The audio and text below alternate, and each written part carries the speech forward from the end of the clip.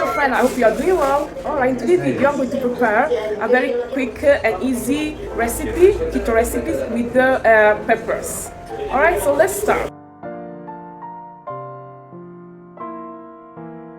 So yeah, now I'm going to wash the peppers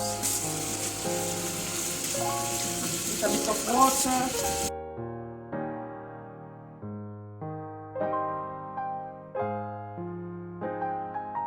So we are going to remove the seeds, just like that. That's it.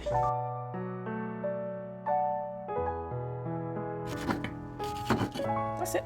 Easy. Let me show you the peppers here. After you cut your peppers, you're just going to put it in the pan, just like that. And then you finish the rest, you cut all of the peppers. So this is sea salt. Then a bit of olive oil. Black pepper ground.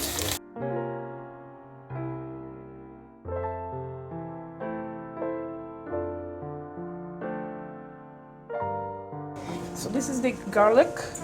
I'm just going to up un po'. See? We wash.